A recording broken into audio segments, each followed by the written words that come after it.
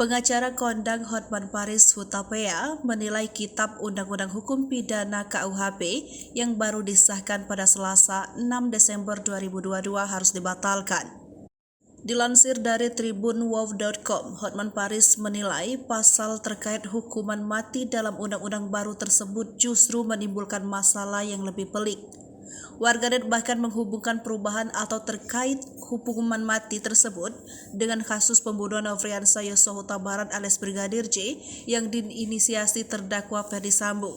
Melalui unggahan dari akun Instagram pribadinya Kamis 8 Desember 2022, Hotman Paris membagikan video berisi protes. Sembari menangkupkan tangan di wajah, Hotman Paris mempertanyakan kredibilitas para pembuat undang-undang.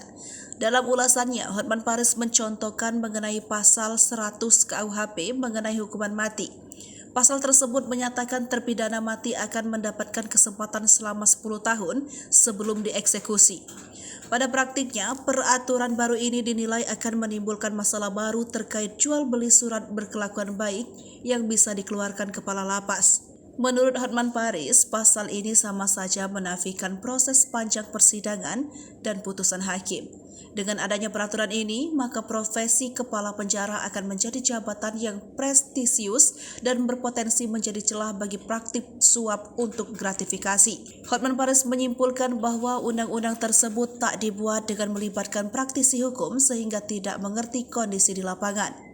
Oleh karenanya, Hotman Paris meminta pada Presiden Joko Widodo untuk membatalkan KUHP tersebut. Unggahan Hotman Paris itu pun ramai menuai komentar dari warganet. Banyak dari mereka mengaitkan perubahan KUHP tersebut dengan kasus pembunuhan Brigadir J yang ramai menjadi sorotan.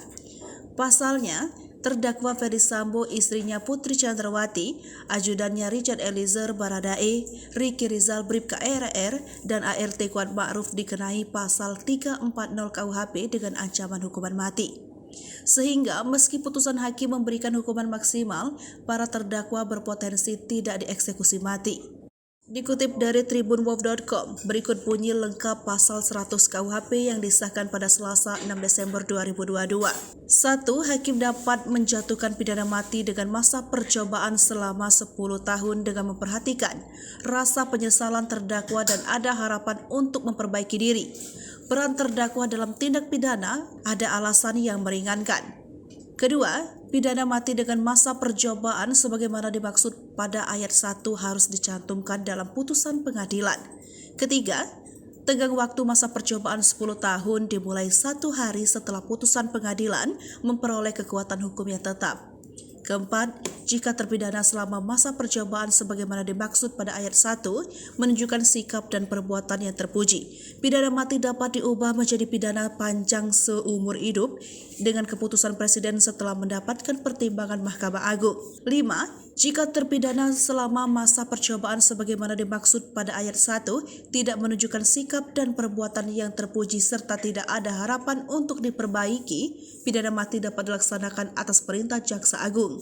Hai pemirsa Sri Popo TV, jangan lupa komen, like, dan subscribe serta tonton terus berita-berita terupdate lainnya ya.